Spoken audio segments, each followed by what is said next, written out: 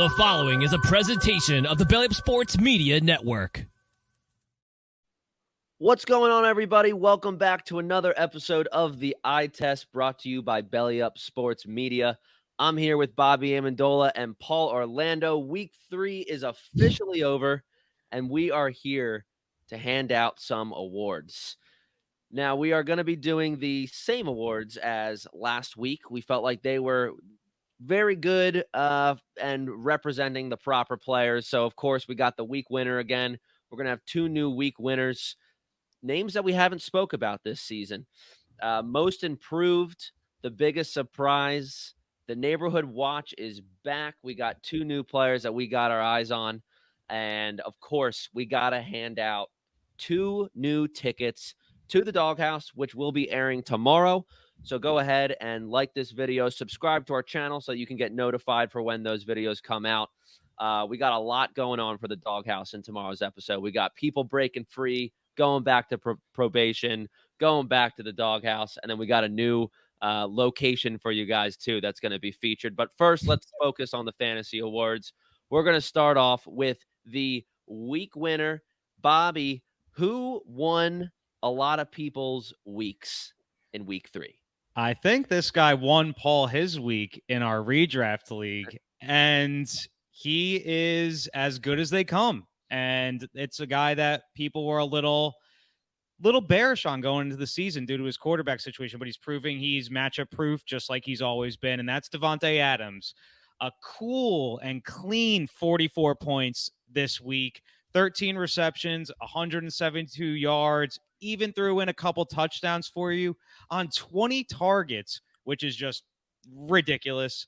Again, not much to say here with Davante Adams. He's as tried and true of a wide receiver 1 as you're going to get, and we were all wrong for doubting him even a little bit with Jimmy G as his quarterback.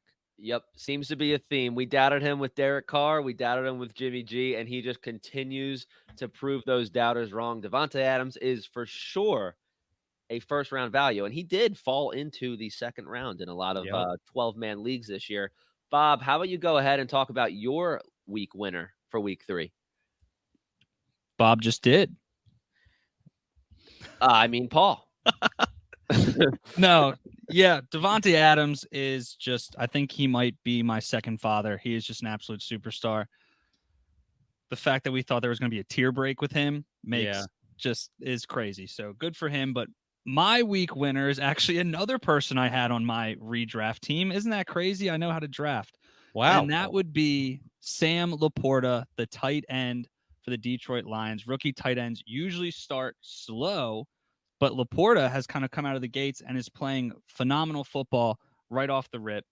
He's playing 83% of the snaps. He played 75% of snaps against Atlanta, but he made every single one count. 11 targets for a tight end, 8 catches, 84 yards and a touchdown. He got you 24.4 points this week, and he is coming out the gate like he could be a top 5 tight end finish amongst the ranks of Travis Kelce, TJ Hawkinson. Mark Andrews is kind of slow this year, so don't be surprised if Laporta's sitting there as the number 3 tight end this year if he continues to play the way that he's playing.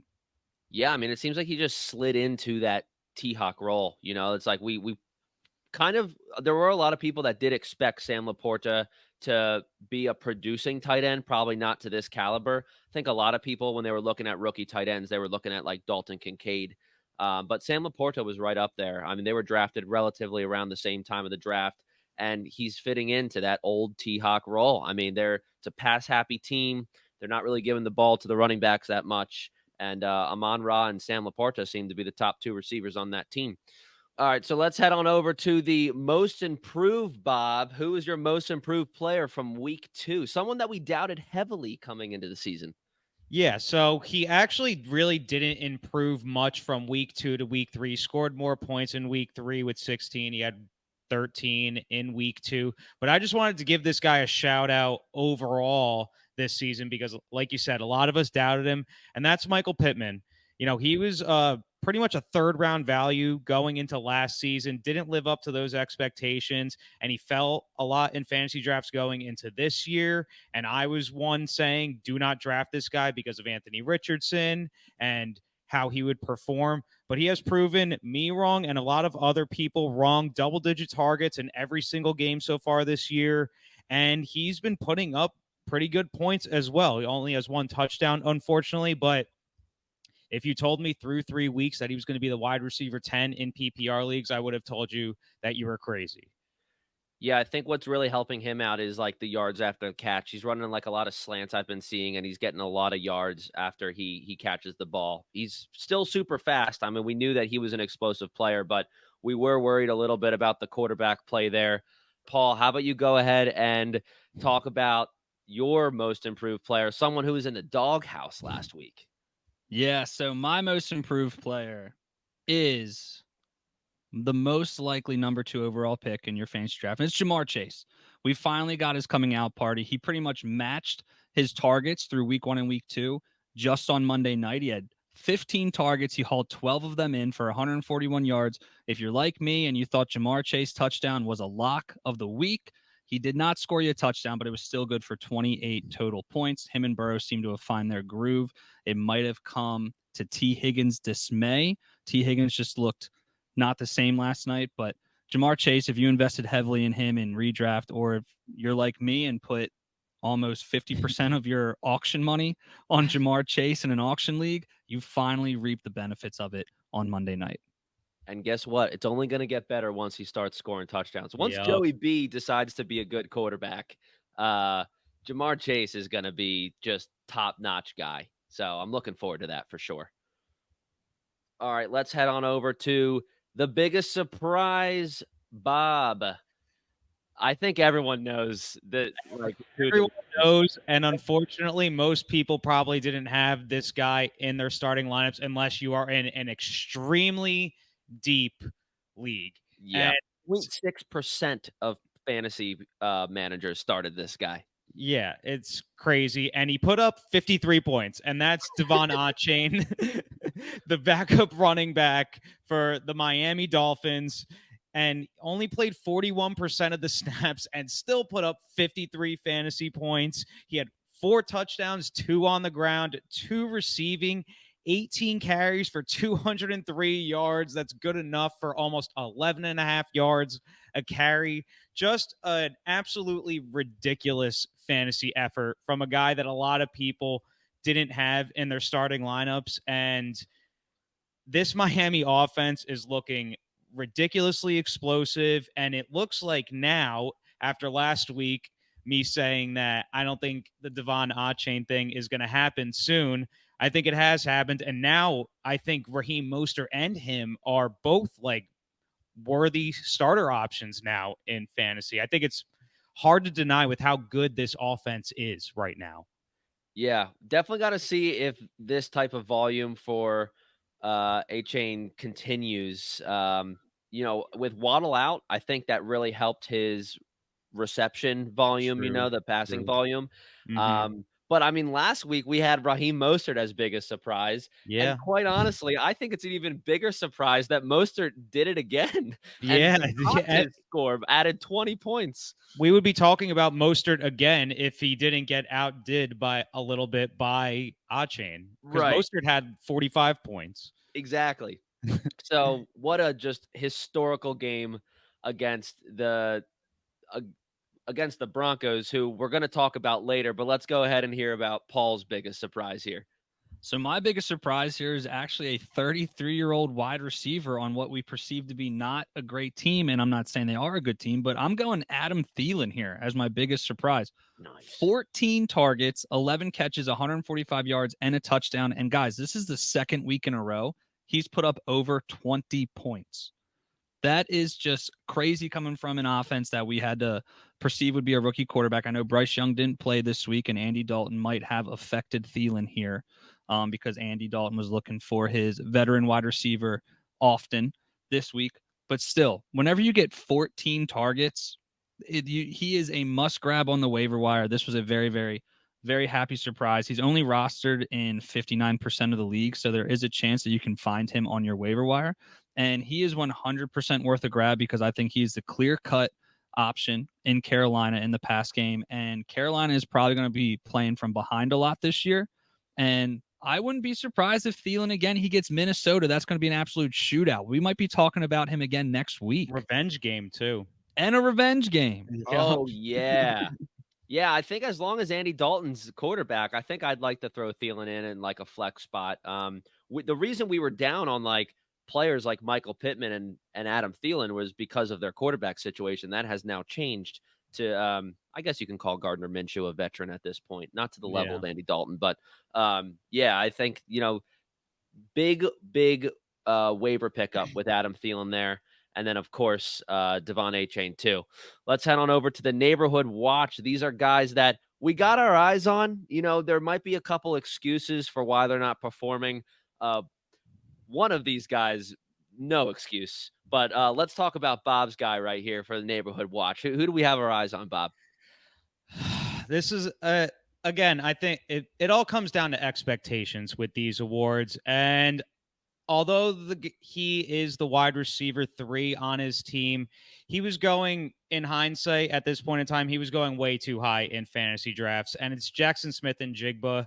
Just, for being pretty much the consensus rookie wide receiver 1 heading into this season, although, like I said, he is the wide receiver 3 on his own team behind Lockett and Metcalf, you just expected more from him through 3 games, honestly. This past week, he had his worst game, only putting up 2 points, only playing 44% of the snaps. I'm not really sure why the decrease in snap percentage from weeks 1 and 2 when he played 59 and 56. So a little decrease in playing time there, and he didn't really do much with it even in those 2 weeks when he played over 50%. So I'm not throwing him in the doghouse yet because he is a rookie. He is the wide receiver 3 on his own team. But for the draft capital that you probably spent on him, you just expect a little bit more. You'd be like, okay, maybe he puts up a 10-point game and I could see where he'll be climbing the ladder towards the end of the season. But right now, you're just not seeing it. Yeah, I mean, the Seahawks are competing with the Niners, and I feel like they have to just win games, and allowing like a rookie to learn the offense that's pretty much already established with Lockett, Kenny Walker, Geno, and Metcalf, it might mess up a couple things when they really have to compete with the Niners there to win that division. And then also, let's not forget, I mean, both Lockett and Metcalf already, they've been dinged up. They haven't missed a game yet, right? Lockett did get knocked out of a game. Got knocked out of Yeah, one. he got knocked out. So did Metcalf at some point, but he came back. Exactly. So, injuries could be likely with those two. I would still say, JSN is a hold right now. He's not droppable yet, but in no way should he be starting, even if the matchup looks tasty. All right, Paul. This one I've been waiting to go over. Who is this guy? Do you have a player to win this award, or I was gonna say, do you guys mind if I shake this up real quick? Shake it up, dude. Shake it up, Paul. My neighborhood watch is Sean Payton, man. I just can't. I just can't take this. He man. is. You guys The have eyes heard are me, on him. dude. You've heard me go off on Brandon Staley. You know how much of a joke I think he is. And right now, Sean Payton is looking like a joke. When you start 0-3, you get paid all of this money. Your offense is doing middle of the pack. That's okay. But we're not seeing the fantasy value that we perceived from all of these quote-unquote stars they have on their team. They brought Russell Wilson in. He's playing like a shell of himself. Javonte Williams has been underwhelming. Jerry Jeudy has been underwhelming. I mean, my God, raise your hand if you took him at the first pick in the 4th round. I did. That sucks. I know. It's just ugly. It's very, very ugly in Denver. And they just got their teeth kicked in by Mike McDaniel and the Miami Dolphins. You know what's really funny, and this is just one thing I've been itching to say tonight, is that Mike McDaniel was the ball boy for the Denver Broncos back in 2005. He was an intern there. He did a lot of time in Denver, and then in 2022, they did not even allow him to interview for the head coaching job. They didn't even let him interview. So you know what he does? He goes to Miami, and with his super high-power torqued offense, goes right into Sean Payton, says, I don't care how much money you're worth. I don't care what you said on Fox. I don't care about anything. I'm going to drop 70 on you, and your offense is only going to drop 20 on me. And it is just an embarrassing understatement in Denver. If Sean Payton was not worth however much he's worth, 15, 20 million, he would be fired after the game. Like, he wouldn't even been allowed to hold a presser. He would have just been like, you know what, Sean, you're not going anywhere near the mic. You're done. Get out of here.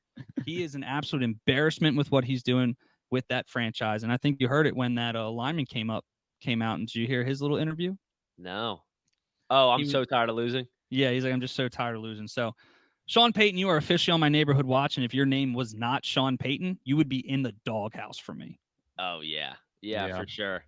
Broncos, man. We got played by him last year once they got Russell Wilson. We got played by him again this year once they got Sean Payton, thinking he's going to change everything around. And now you got a rookie in Marvin Mims outplaying Cortland Sutton and Jerry Jeudy. Literally. And the fun fact about Marvin Mims, he's still, by many standards, barely playing, and he's clearly their best player on offense right now. Let me real quick. He did return a kick for a free 6 points, so I think that would have given him 11.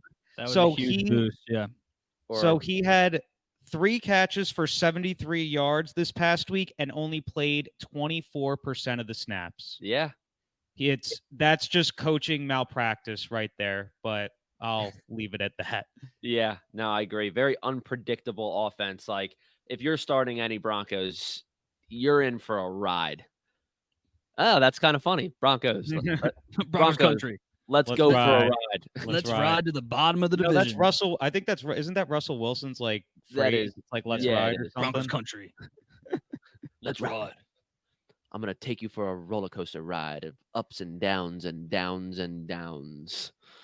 All right, let's head on over to our favorite award, the Doghouse. 2 free tickets to the Doghouse, airing tomorrow on YouTube. These guys are getting a free ride to the Doghouse. They're joining all the others that are staying in, and they're walking in, spreading their cheeks, coughing twice with, I think we got like 5 or 6 or 7 others joining in. So let's go over. We're sticking to one team here. Bob, Team. Who's your player going right to the Doghouse? Unfortunately, we are talking about my favorite team, and that is the Jets. But I won't get emotional. The last year's Broncos, kind of. Kind of, yeah. At least we have somewhat of an excuse of losing our starting quarterback. But regardless, it's Dalvin Cook. It's, we've talked about it a little bit before, but it's not getting any better from here. His snaps have been steadily decreasing since week 1. Only played 25% of the snaps this week against against the Patriots, excuse me. And actually, by fantasy wise, had more points than Breece Hall, but that it's just not going to continue. Breece Hall has shown, even with Zach Wilson as quarterback and even with a mediocre quarterback, he could still be an elite running back. I don't think Dalvin Cook is that guy anymore, and he's barely averaging 2 yards per carry at this point. The eye test tells you that he's washed, and he's nothing more than in handcuff at this point. Well said. I think there was mixed reviews and expectations on Dalvin Cook. Some were thinking like, he'll be good for the first 4 weeks, but I mean, he's sucked every week. So yeah, I was should have thrown him a little bit earlier, but we gave him some time as a veteran. I think we had to respect that. But yeah, Breece Hall, a little surprising too. We'll talk about him later, but let's talk about Paul's player that's going right to the Doghouse. Yeah, I know, Bob, this is going to sting, but I want you to know that it has absolutely nothing to do with the talent that this kid possesses, but I'm going to put Garrett Wilson in the Doghouse. And I know what you're thinking, but Paul, he scored 14 points in week 1 and 18 points in week 2. He almost scored 10 in week 3. Yeah, well, week 1, he had 5 catches for 34 yards, was saved by a touchdown. In week 2, he had 2 catches for 83 yards and again was saved by a long touchdown. And this week, 5 catches for 48 yards. I think this is going to become the norm for Garrett Wilson. I believe that moving forward, as long as Zach Wilson is the quarterback, Garrett Wilson is a touchdown-dependent receiver to score over 10 points. He led the Jets in receiving all 3 of these weeks. And if you take away that long bomb in week 2, he has not eclipsed 50 yards. And it is going to be very, very tough to watch him play with Zach Wilson. We are going to be screaming at our TV screens going, Zach, Garrett Wilson just put whatever cornerback through a blender. You just gotta get him the ball, and You just Zach gotta Wilson, throw it to him. yeah, Yeah, and right. Wilson's going to be giving up on plays and just sitting down. Did you see that, Bob? When instead I of he know. just like missed his first option and just like sacked himself. It's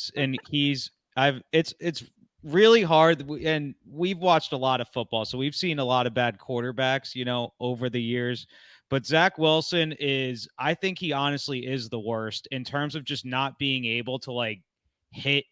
He just can't even make his first read, which is usually something every quarterback is at least capable of. Sam Darnold was capable of it.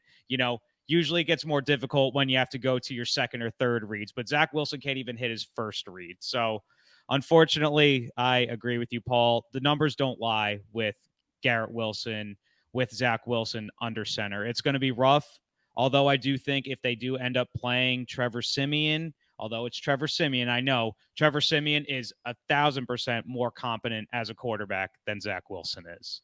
Well, I think Zach Wilson is going to be like the greatest all-time QB as a dad with his kids, and that's about the extent of his quarterback play. He is not built for the NFL. He's the best steady quarterback in the neighborhood.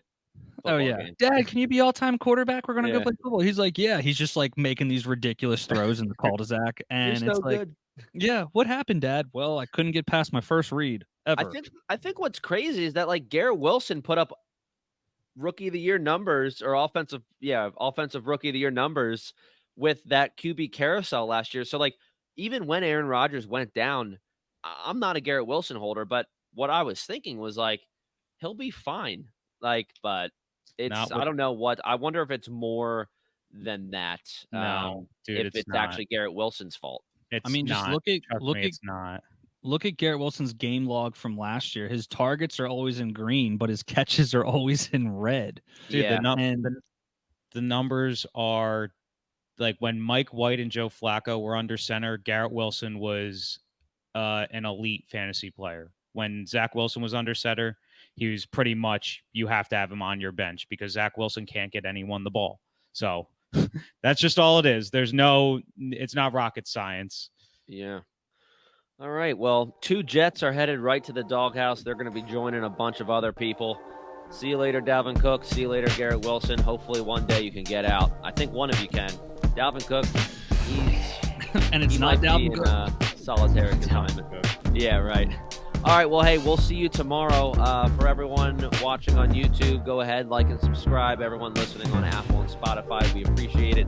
Leave us a 5-star review. We would really love that. Thanks for listening, and we will see you guys tomorrow. Peace. Peace.